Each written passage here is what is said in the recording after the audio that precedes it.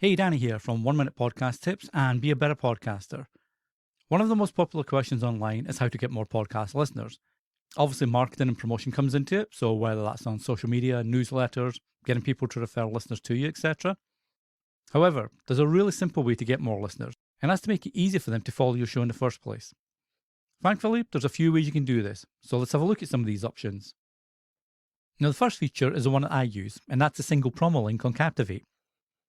Now, full disclaimer, I am the head of podcaster support and experience at Captivate, so it makes sense that I would use this anyway.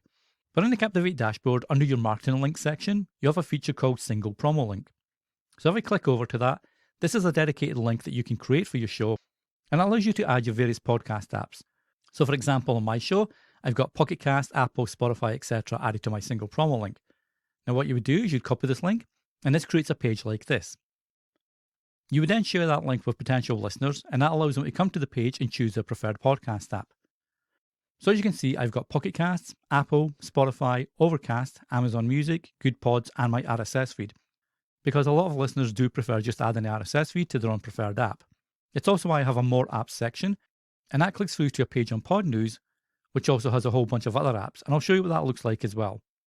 But what's really neat is anybody that comes to this page and clicks on the links, we will track that for you. So if I go to my link analysis and promotional links, I can see here in the last 28 days, I got 158 visitors to the listen page. Now when I scroll down, that tells me which apps were the most popular.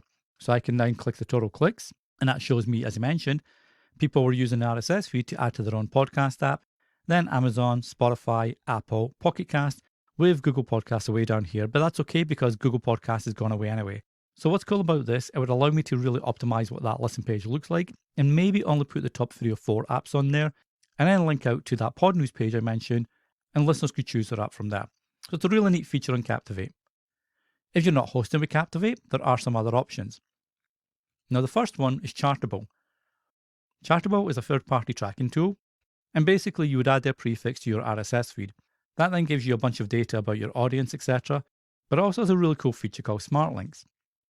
Now what the Smart Links feature does is it creates a dedicated Smart Link for either your podcast or specific episodes, but even more useful, what new subscribers or followers you got from that click.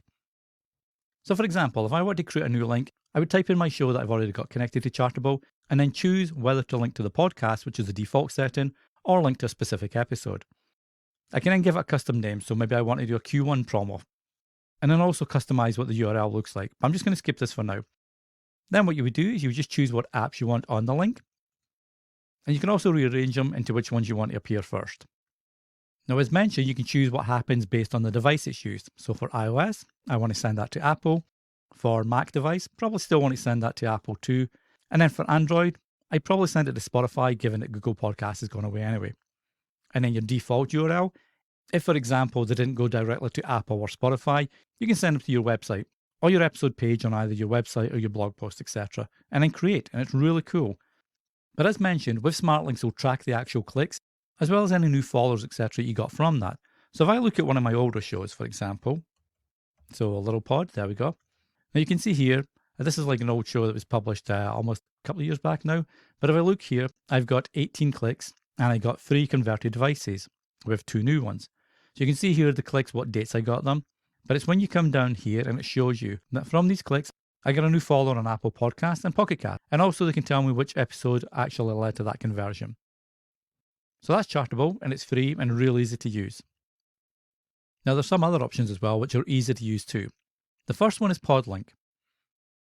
And what you would do here is search for your podcast. And what that does is it creates a listening landing page for you.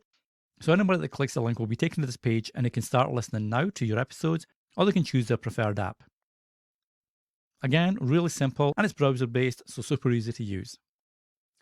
Similar to PodLink is PodFollow. So again, you would just type in the name of your podcast. And as you can see down here, similar to the Chartable Smart Links, the iOS devices will go to Apple, Android will go to Google Podcasts, and desktops will go to your website. And again, what they'll do is they will actually give you a listen page, which looks like this. So once again, you can either choose to listen on Apple, Google, Spotify, or RSS, or listen directly on the browser. You can create an account with them, and this allows you to really customize the link, get advanced analytics and stats about the clicks and audience, and a few more features. The final option is a really cool one from industry publication Podnews. Now, Podnews is a great newsletter that keeps you up to date with what's happening in the podcasting space. But one of the very cool features that they've got is it'll show you where your podcast is currently published. So if I go to 1 Minute Podcast Tips and search that, it takes me to this landing page for the show. But it's when I scroll down here to listen, you can see they've got my trailer here, as well as where the podcast is currently published, so you can click through and listen on your preferred app. So as you can see, there are a few options to make it super easy for listeners to follow your show. Not only that, but depending on what you're using, you can also see which apps your listeners prefer, which then helps you when it comes to marketing and promoting your show. By removing the hoops that listeners have to jump through when it comes to listening to your show, you're making it super simple to follow the show. And by doing that, your podcast will start to get the listeners that you're looking for. Until the next time, happy podcasting.